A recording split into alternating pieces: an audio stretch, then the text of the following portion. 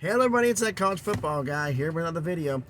Well, we're doing something a little bit different here. I was about to do the Florida State schedule review preview, but story broke last night or yesterday that I think actually needs to be done and mentioned here. Full credit goes to ESPN. Let me get out of the side frame here. ESPN and Dan Murphy, the senior staff writer who wrote this story. If you want to look at the story, please go to ESPN.com. House Committee to hold public hearing on NIL. I'm going to read you parts of the story, not all of it. Not going to go verbatim on all of it. And give you my interpretations of things as we go along here. But again, all full credit of the story all the credit goes to Dan Murphy of ESPN and ESPN. Go to ESPN.com or the ESPN app and check this story out. Okay, first off.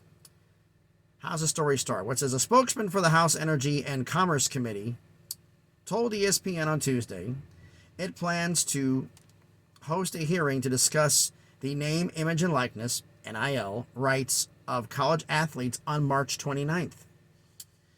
The spokesman did not provide any information about who may be asked to testify at the hearing, which is not a surprise.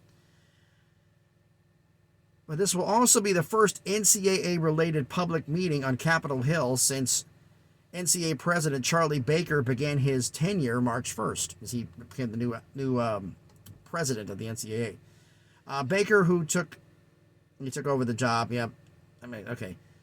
Baker was the previous governor of Massachusetts. He had finished serving his second term, and he agreed to do this job after finishing his second term. So let's get that out the way. But he mentioned the fact that he has been asked to asked by the NCAA to NCAA member schools to lead their efforts to convince Congress to help them regain some control over how college athletes make money and help them fend off an onslaught of legal challenges to the current amateurism-based business model. They're facing a ton of lawsuits. That's why they want help. Okay, there's a comment from Commissioner Baker. I'm not going to mention that. And like I say, here's committees from both the House and Senate held hearings in 2021 on the future of college sports, but neither produced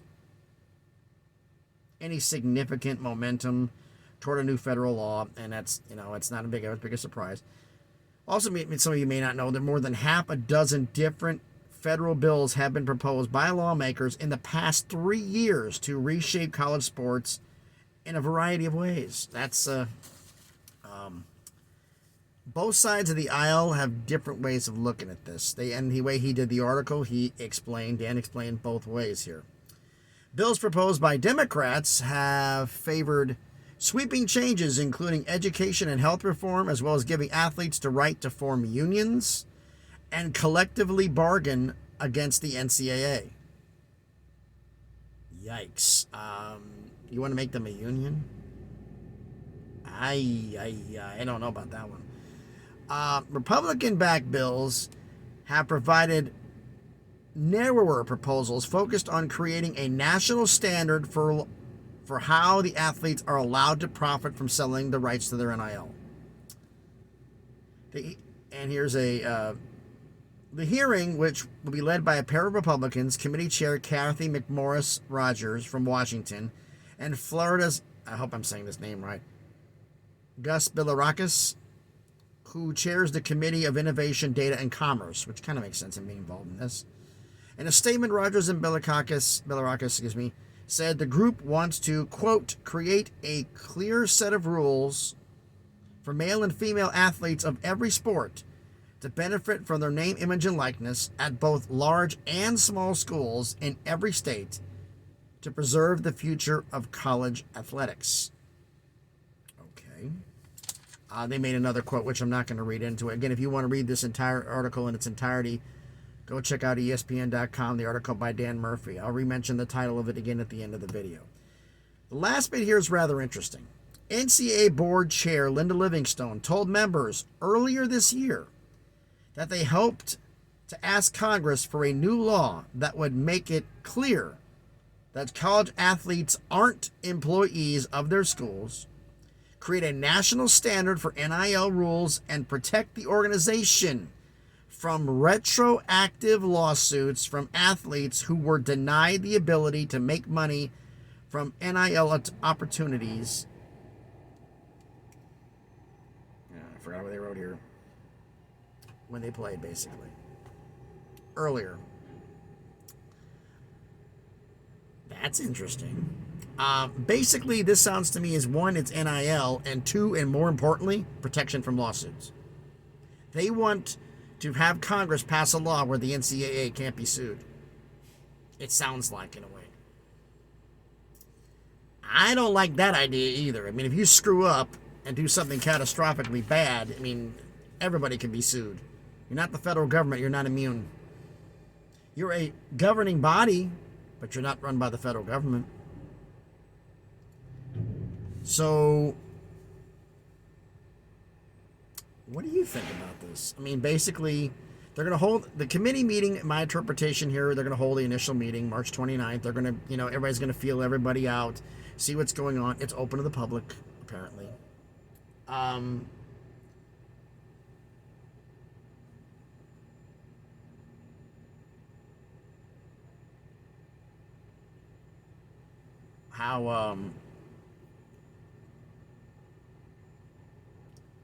just got distracted for a second. I'm sorry, guy over here nearly just ran into the building right next to me. I don't know if you heard it.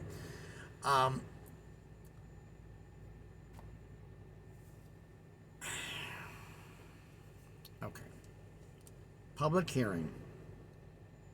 But I still think this whole thing is about protection from lawsuits. I think this is what they're trying to... They want a standard for NIL, which I'm all in agreement with. It's the Wild Wild West out here. Let's get some kind of rules.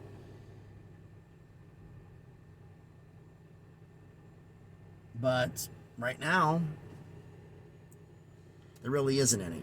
So clearly define how NIL is to be paid and what you can do to earn NIL. Nothing crazy, nothing illegal. Because we don't know technically what's legal and illegal anymore.